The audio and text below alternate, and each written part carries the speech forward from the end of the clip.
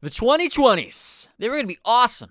Everyone was like, we have 2020 vision of the future. But in the time leading up to the decade, 2019 was a great year too. The economy was growing or something, I don't freaking know. I guess when you consider a graph like this where inflation is growing faster than I can beat Majora's Mask, and that we've only got half the wealth we did prior to the thing that happened in 2020, it's pretty obvious that it was a better time. There were no wars. PlayStation 5 was coming out. Mr. Beast was just starting to get big.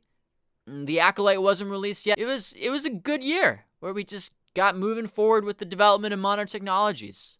When you consider our technological advancements, especially with AI, 2019 feels closer to 2013 than to 2024. And without naming names, I happened to meet a tech company executive in Tokyo one night about 2 months ago. And believe it or not, the most alarming thing he told me was that AI is evolving so rapidly that the only thing that might stop it from becoming more terrifying than it already is would be a catastrophe affecting a large portion of civilization. I'll explore this further later in the video, but hearing it come from someone so high up was pretty alarming. But as for the good times in the 2010s, I was still a little kid in school, college, whatever, studying while going back home every summer to relax at my folks' place with minimal bills to pay. Except for college debt. But we don't talk about that. While I sat with my Nintendo Switch in the middle of the night playing Breath of the Wild during summer vacation. I wanted to mention that many of us feel the last decade had something the current one lacks.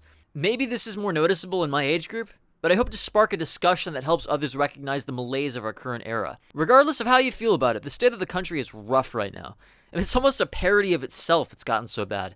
The economy is struggling, we're disillusioned with politics, AI is taking over everything, we're spending more time indoors than ever, and the nihilism of the era is affecting us more than the illness that kicked off the decade. I would always think, I can't wait to graduate so I can get an illustration concept job and work for Nintendo. Thinking about how in the 2020s we're going to be full of new technology, new job opportunities, that we'd all be cruising along in life. But little did I know that the 2020s were going to suck the big one. But why?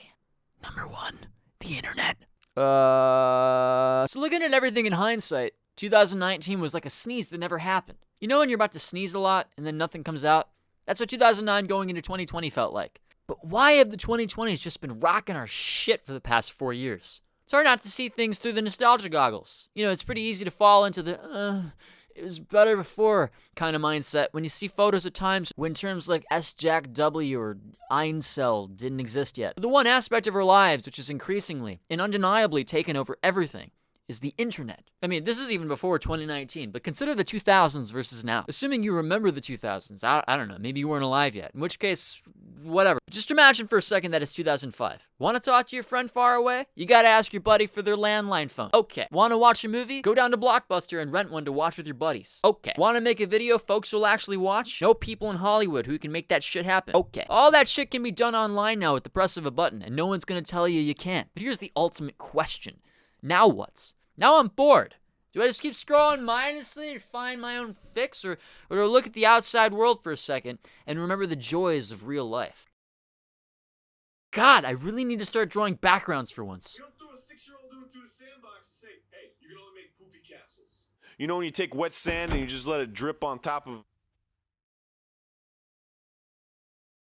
So when you have something meant to connect people from a distance with such a level of addictive qualities, like stimulating your mind with just about anything it could ever want, eventually it becomes the only thing that connects you to other people, because no one can get off it, creating a virtual reality with different standards than the real world, and removing a lot of the incentive to participate therein, because the virtual one just feels better. Think of being on the train. Do you want to just sit there and be idle for a few moments, or do you want to watch YouTube? Well, if you want the answer, what are you doing right now? Oh, shit!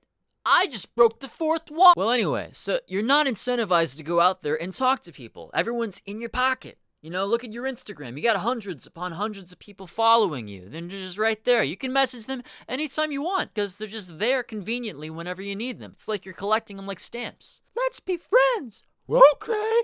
Alright, here's my Instagram. Oh, okay, here's mine. Okay, bye! And they never talk to each other ever again. So apparently they've outfitted cows with Oculus Rift goggles to make them think they're in luscious green fields instead of grim slaughterhouses, resulting in creamier, better tasting milk. At the start of the decade, much like these cows, we were confined to our grim homes using the internet, a screen, more than ever before, so that we can escape the grim reality of the outside. I'll share a few anecdotes about that in a second, but personally, I think the 2020s are a decade of existential confusion, a culmination of the last century's nihilism. No one knows where we're headed or how things are progressing. We have 2 wars, meaningless jobs, little to live for. The only things left to satisfy our need for stimulation are our screens. Ironically, everything we have now was once anticipated during the golden age of humanity, from the 60s to the 90s. I mean, don't you think it's a little ironic that we were so excited to have phones where we can see people's faces in real time, be interconnected with the internet, and not have to live in a primitive analog world, only for us to realize that the cumbersome nature of those limitations made the experiences with them more meaningful. What was once special, limited, and treasured during said era is now something we yearn for and see only online from the quote-unquote comfort of our homes. Whoop-de-fucking-do. Like, seriously, how many people are going retro now, trying to emulate the feeling of VHS, even vinyl, just to get the tangible feeling from old media? It's like the grass is always greener. Back then we wanted the future, but now we want the past. Like, do we even know what we fucking want? Can humanity even make up its goddamn mind? It's just frustrating to be human sometimes. I could still hear my dad lecturing me about this. Well, you know, son, back then you had to buy a record, open it up and experience it just as the artist intended. Nowadays, I don't even understand the point of an album. You could just stream whatever you want by a zillion artists out there. You know, if Nirvana or the Smiths or Queen got popular today, they'd probably only have a fraction of their current following. Have you ever heard of Napster? Are you listening to me? I guess you look a little busy. What's on TV tonight? Netflix. Number 2, the post-scary virus economy. Alright, so if you're older than yesterday, you'll know that the turn of events which shaped pretty much the entire paradigm we're in now happened right at the beginning of the decade. So there I was, sitting in a strange position on my friend's couch, when suddenly he's coming downstairs and saying, "Hey, there's a fucking virus or something in China that's been going around. What goes around comes around. No, dude, seriously, it's coming." Oh, really? So's your mom. Oh! I was just thinking, yeah, right, whatever. Another virus, another swine flu, another cold, cough. Just stick some Tylenol. Let me ask you this. What's the difference between the flu and the new scary virus from 2020? The answer, the whole fucking world closed down. So 2 months later, my college was like, "Okay, kids, class dismissed. Go home. Oh, and by the way, that'll be $30,000. Leaving me with the option to either move into my friend's basement or back to Wisconsin with my parents. Well, long story short, I tried the basement for a few months, but being cloistered inside with another human being while sleeping in a boiler room isn't exactly the most ideal thing in the world. There was a noticeable shift in the feeling of things during the early 2020s. That was the first time that I'd recognized the internet really became the drug we use to numb the pain of modern life. Because, let's face it, I know too many people who hated their job, looked depressed, and were overweight, but seem to be doing alright thanks to the instant gratification of social media. But like I said before, there's just something that feels ethically wrong with priming people to get used to tech so that we can completely neglect the well-being and enjoyment of the real world. So for like 2 years, time completely stopped while the excitement of life dissipated into memory. Nothing really mattered at all in what felt like the most atomized period in all of human history. The only real coping mechanisms I had at the time were finding old philosophy books in my basement. And I went on a bit of a Schopenhauer binge because he reminded me of the doomer's modern plights. Life is a disappointment that reveals itself with age. And boy, was it a fucking disappointment. There was always an uncomfortable, almost mindless acceptance in the people around me. I just kind of saw my parents going through the motions every day and got depressed. And that's because older folks will never know what it's like to lose 2 years of your youth sitting inside as everyone and their mom lectures you about how this is good for society and that you're an idiot and misinformed for feeling upset about it. And not just my family, all of the older people already working their jobs, to embrace the new way of living life by isolating themselves at home and interacting only online, watching streaming services and embracing this atomization as the new norm. I couldn't tell if I was stubborn or if I hated it for good reason. In a matter of a year from 2019 to 2020, I went from playing with friends in a band, studying hard, or well, kind of, while getting excited for my future in my senior year of college, to, once again, sitting in my parents' house like a high schooler with absolutely no idea what the fuck to do next. No one would hire me. No one would hire you. And then they wonder why we have career gaps. And then these clueless boomers, so out of touch with reality, still love to tell you, yes, well, it says here that you didn't work from 2020 to 2022. Why is that? I don't know. That's a good question. Maybe it's because you weren't fucking hiring. Now, before Scary Virus, the average house was hovering in the 100,000s. Whereas now I'm pretty sure it's doubled, tripled, quadrupled. Who knows? Who cares? I can't afford that shit. And not to mention, food prices are up 50% due to inflation. So when you think about the kind of things you're going to be eating these days, considering the cost of anything, you're like, today's dinner, I'll have water. But surprisingly, I was unemployed at the time. So in a sense, it was even worse. And I imagine there are many of you guys who are in a similar position, applying for jobs and getting fuck all for responses. So it was more fun finding an excuse to go outside and see what the real world had to offer. Like I said, it wasn't like I was living in the beautiful countryside. I would walk back and forth between the local dying mall and my house because there were a couple chain restaurants nearby I could sit and pretend to kill time at. But barring the occasional rainbow after the storm, there would be basically nothing worth remarking in those suburbs. I was always the only person walking down the street, past the Stroads, I mean. And it was just a reminder that modern society feels like a giant machine. And the way we're headed, it's a machine that is going to get bigger and bigger, which will surely distinguish any fire left in the human soul. I think our hearts desire adventure, meaning, something to look forward to in the future. And if I imagine what previous optimistic times must have been like, there had to be a sense of progress towards the future.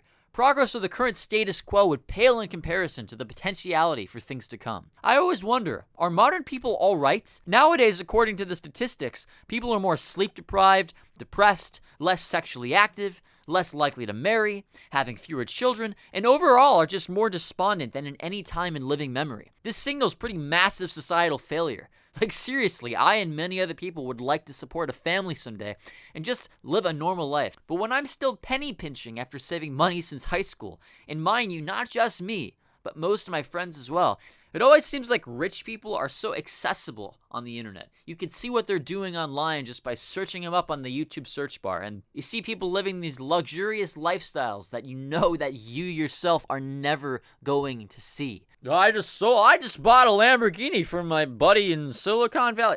It's really strange for me because it seems like the gap between the hyper-successful and the average people in the lower echelons of the economic order is too big now. I stay up pretty late at night, sometimes asking myself questions about what the most important things are in life. And I think that the answer I most consistently come to is family and friends, and not just money.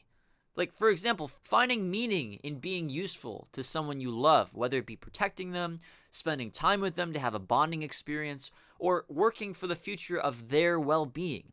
Regarding the uber-rich people who have been hoarding the wealth of the world since the 80s, there are population crashes around the world at the moment, including Japan where I live.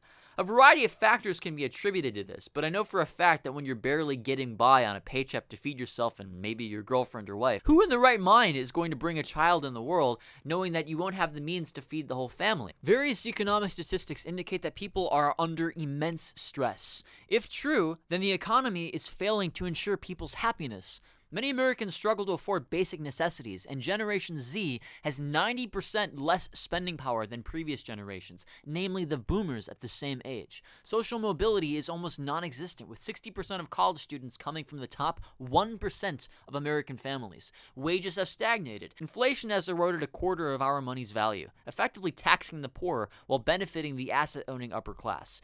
2/3 of lower-class Americans' income goes to rent. The government claims low unemployment and high hiring rates, but these figures only reflect those actively seeking jobs or filing for unemployment, which doesn't paint the full picture. Only 10% of people earn over 6 figures, yet even they find it hard to live comfortably. Just look at this map. Is this map not insane? Like, look at California. Look everywhere, almost everywhere, it's over $200,000. Despite the American economy's expansion, whoop-de-doo, it does not positively impact the general population due to severe inequality. But it doesn't seem like the lack of family and child rearing are at all important to the rich elites. No. Maintaining the material wealth, boosting the economy that benefits their assets, and engaging in hedonistic pleasure seeking in the moment is a lot more important as long as they get to enjoy it now. Because it's more fun than considering the potential bleak future of the country and the consequences of millions living paycheck to paycheck for the next decade. I can almost hear them saying, "Let them eat cake." Number 3, AI. You know, kids, back in my day, we actually had to write essays in school. You couldn't just sit in front of your TV playing Mario Galaxy forever, because your dad would be like, "All right, son, time to sit down and do your homework. Can't play video games until you get it done. Get her done, son. That's number one. How many things can I rhyme with the number one? You know, as an American, I think we have the right to own it." Back in the times when you had to sit in front of a computer, think and research and look things up on Google. Hell, even at that time, you had these damn boomers coming up to you saying, "Back in my day, we actually went to the library to research things because you couldn't just go on Google." Things really do go full circle, huh? People are just getting dumber and dumber because of technological innovation. Technology is getting smarter. Humans are getting dumber. I really wonder, is this some kind of ploy to render American society more stupid and increase the rate of intelligence decline? Is this the end goal of capitalism and the decline of middle America, all devised to make us stupider by the government? Okay. But AI in many ways is ruining the whole fabric of our society, and no one knows what to even do about it. The most that 99% of people can do is watch. Half the videos on YouTube now are just people going into ChatGPT, reading it aloud, and, actually having it read out loud, and then posting it to the internet to get views. What even is content?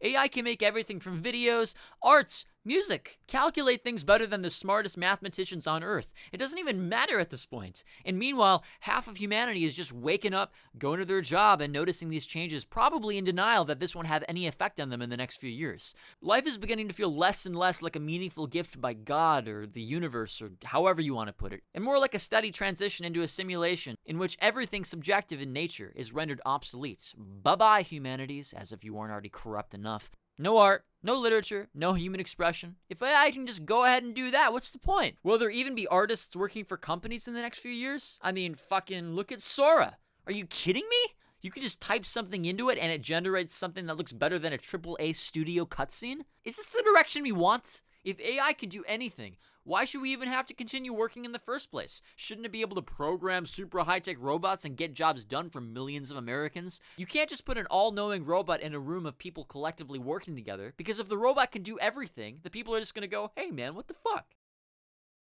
Hey, thanks for watching. So this is my brief take on why the 2020s suck. You know, it's not just one thing. It's a cocktail of disappointments and harsh realities. Long Island iced tea? More like Long Island it sucks to be. If you don't already know what sequelitis is, you should check it out. I personally think more YouTubers should try mixing animation and video essays into one format since, you know, it hasn't been done in like 10 years. Anyway, if you're not already aware, I'm also a musician and make music, and it's called Noble Truth. I got plenty of kick-ass albums ready for you to listen to. I mean, if you want. So check it out in the description. Otherwise, scrotly motley!